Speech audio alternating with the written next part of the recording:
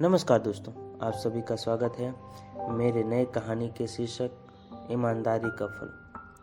आज की ये कहानी ईमान का ज्ञान बताएगी। तो चलिए हम कहानी को शुरू करते हैं। काफी समय पहले की बात है। प्रतापगढ़ नाम का एक राज्य था। वहाँ का राजा बहुत अच्छा था, मगर राजा को एक सुख नहीं था।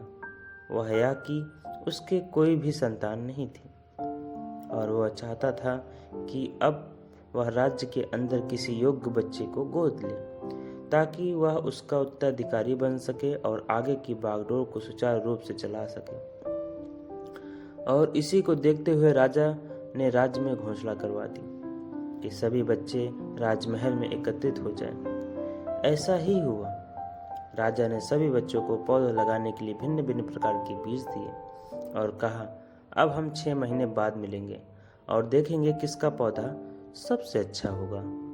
महीना बीत जाने के बाद भी एक बच्चा ऐसा था जिसके गमले में वह बीज अभी तक नहीं फूटा था, लेकिन वह रोज उसकी देखभाल करता था और रोज पौधे को पानी देता था।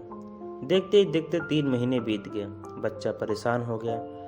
तभी उसकी माँ ने कहा, बेटा धैर्य रखो, कुछ बीजों को फलने में ज्यादा वक्त लगता है। और वह पौधे को सींचता रहा। 6 महीने हो गए। राजा के पास जाने का समय आ चुका था, लेकिन वह डरा हुआ था कि सभी बच्चों के गमले में तो पौधे होंगे और उसका गमला खाली होगा। लेकिन वह बच्चा ईमानदार था और सारे बच्चे राजमहल में आ चुके थे। कुछ बच्चे जोश से भरे हुए थे, क्योंकि उनके अंदर राज्य का उत्तराधिकारी बनने की प्रबल लालसा थी। अब राजा ने आदेश दिया, सभी बच्चे अपने अपने गमले दिखाने लगे, मगर एक बच्चा सहमा हुआ था, क्योंकि उसका गमला खाली था। तभी राजा की नजर उस गमले पर गई। उसने पूछा, तुम्हारा गमला तो खाली है।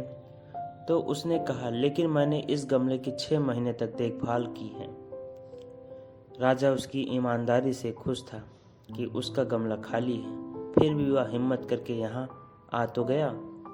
सभी बच्चों को गमले देखने के बाद राजा ने उस बच्चे को सभी के सामने बुलाया। बच्चा सहम गया।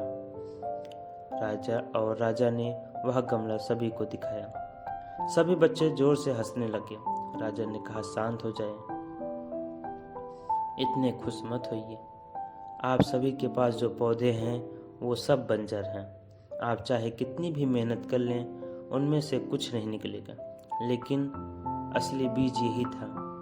राजा उसकी ईमानदारी से बेहद खुश हुआ और उस बच्चे को राज्य का उत्तराधिकारी बना दिया। लेकिन हमें इस कहानी से क्या सीखने को मिला?